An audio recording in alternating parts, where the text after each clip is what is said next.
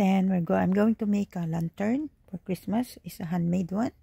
This is my styrofoam, and sabi nga recycled items. It's from the egg container, plastic paper container. Yan plastic paper. From the paper container, paper egg container. Ayan. I cut it and make it like this. Yan. Ginawa ko po siyang parang flower. And when you turn on, it will be showing a beautiful lights. Look at that. Sana ba yung ating ano? I'll show you again how it looks like. Okay, when I turn on. So, ayan po ang itsura niya.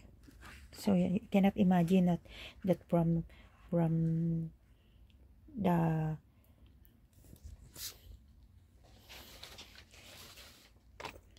paper egg container ay magkakaroon tayo ng isang magandang bulaklak na pwede natin gamitin sa ating parol. So we are going to put it in our parol, in our lantern.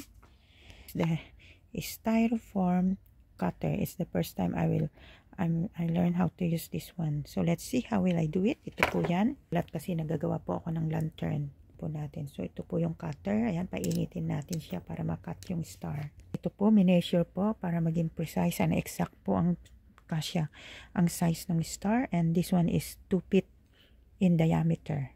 Okay, so let's start doing it. Try with this.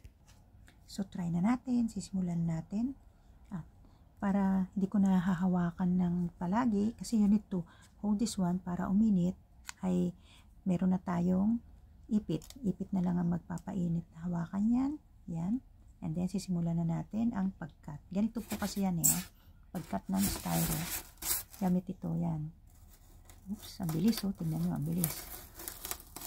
Ayan, nakat na Ang bilis, diba? So, ito po yung trace natin ng ating star. At ganun din po ang gagawin natin. I-trace natin. Ano po magawa ko ng maayos. The first time ko mag-cut. Ayan.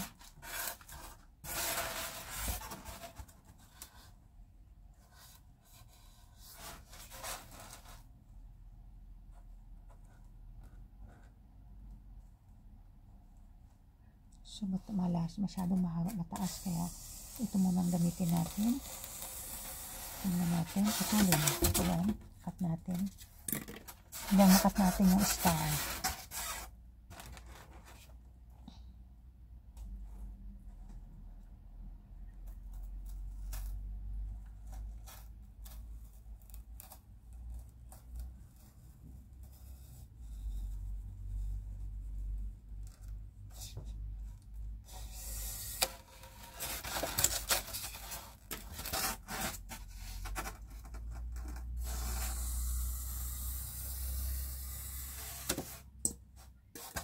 Ang bilis.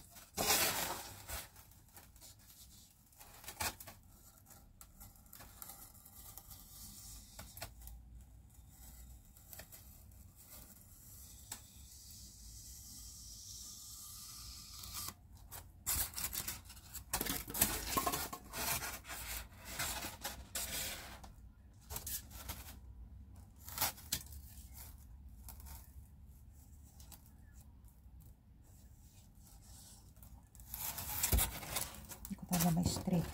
Kasi ngayon ang aking tangal.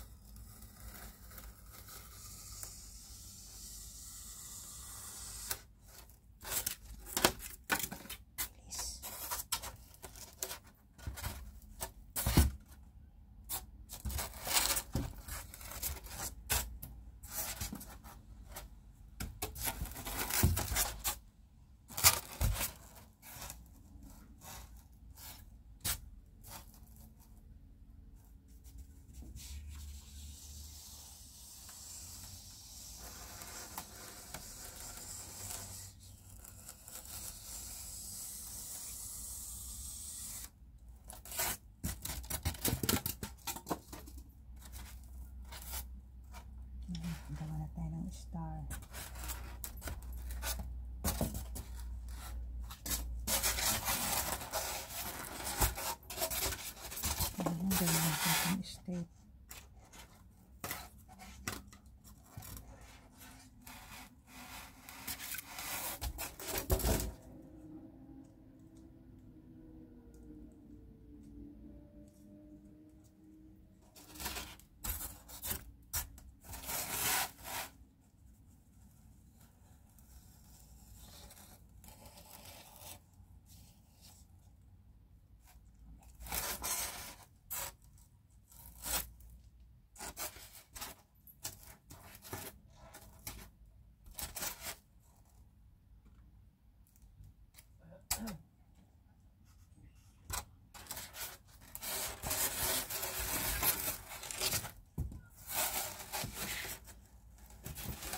Ang problema, hindi natin makakat ng sinasandong taas.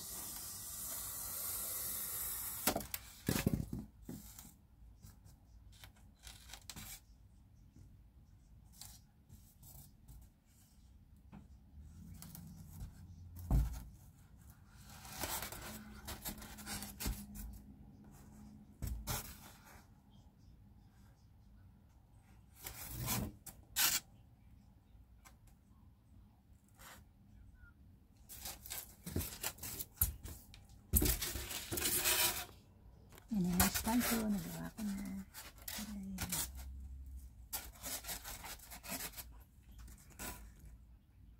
Yan, tap na natin.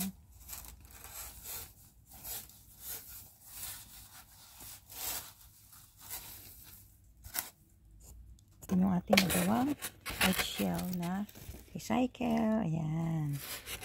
Tapos lalagyan din natin sa labas.